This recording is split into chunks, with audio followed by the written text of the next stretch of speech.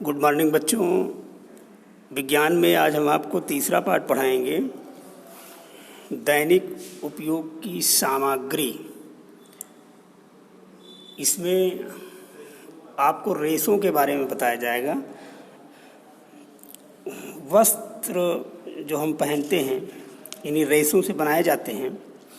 वस्त्र गर्मी, सर्दी, वर्षा, धूल तथा कीटों से हमारी रक्षा करते हैं। वस्त्र साफ और आरामदायक होनी चाहिए। ये गंदे कपड़े प्रायः दुर्गंध उत्पन्न करते हैं। इसमें कीटाणु उत्पन्न हो जाते हैं जो त्वचा रोग उत्पन्न करते हैं। इसके बाद इसमें हम आपको बताएंगे कपड़े तथा रेशे। कपड़ा वह पदार्थ है जो प्राकृतिक या कृत्रिम रेशे से बुना होता है तथा जिसका उपयोग वस्त्र, पोशाक, गद्दा आदि बनाने में किया जाता है। चूँकि रेशा तंतु इतना महीन होता है कि इससे सीधे कपड़े नहीं बनाए जा सकते, निर्माण नहीं किया जा सकता, इसलिए इससे पहले धागा बनाया जाता है। और धागे एक सतत श्रृंखला हैं जो आपस में ऐंठ कर बनाए जाते हैं। रेशों को दो वर्गों में विभाजित किया जाता है। पहला है प्राकृतिक रेशे, दूसरा संश्लेषित रेशे। यानी प्राकृतिक रेशे जो प्रकृति प्रदत्त होते हैं, जो प्रकृति से हमें प्राप्त होते हैं, वो प्राकृतिक रेशे हैं। और संश्लेषित रेशे हम उन्हें स्वयं बनाते हैं, वो संश्लेषित रेशे कहलाते हैं। वे सब प्राकृतिक रेशों में देखिए, वे सभी रेशे जो पौधे एवं जंतुओं से प्राप्त होते हैं प्राकृतिक रेशे कहलाते हैं, जिसमें सिल्क, ऊन, कपास, लिनन, जूट, ये सभी प्राकृतिक रेशे हैं जो सर्वाधिक लोकप्रिय हैं। प्राकृतिक रेशे दो प्रकार के होते हैं, वनस्पति रेशे और जांतों रेशे। वानस्पतिक रेशे वे रेशे जो पौधों से प्राप्त होते हैं वानस्पतिक रेशे कहलाते हैं। वानस्पतिक रेशे सेलुलोज से बने होते हैं। सेलुलोज प्राकृतिक प्रदत्त पदार्थ है जो पादप जगत की संरचना इकाई है। कपास, जूट, फ्लैक्स, सन आदि बहुपयोगी वानस्पतिक रेशे हैं।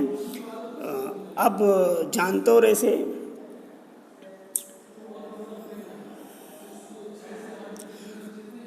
वे रेशे जो जंतुओं से प्राप्त होते हैं मानव जांतों रेशे कहलाते हैं। जांतों रेशे प्रोटीन के बने होते हैं। प्रोटीन एक जटिल यौगिक है जो जंतुओं के मुख्य भागों को बनाता है। रेशम और ऊन महत्वपूर्ण रेशे हैं जो हमें जंतुओं से प्राप्त होते हैं।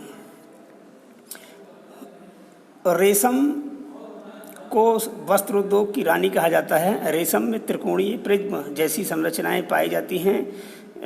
रेशमी वस्त्र अपने पर पड़ने वाले प्रकाश को विभिन्न कोणों पर अपवर्तित करके झिलमिलाहटपूर्ण प्रभाव देते हैं। इस झिलमिलाहट वाली विशेषताओं के कारण रेशमी वस्त्र काफ़ी कीमती होते हैं।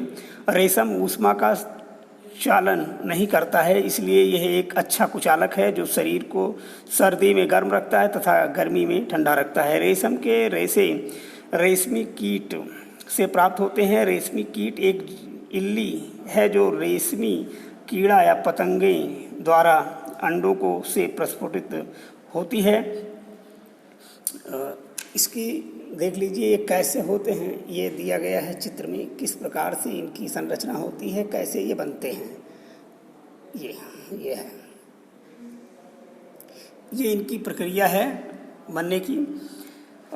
रेशम कीट पालन इसके बाद है आपका। रेशम कीट पालन कैसे किया जाता है। रेशम कीट का उत्पादन करने वाला विज्ञान जिससे रेशमी कोकून प्राप्त किया जाता है, रेशम कीट पालन कहलाता है। प्रथम चरण में रेशम कीट के अंडे को धोने की प्रक्रिया है जो मुख्यतः जाड़े में एकत्रित हुआ था।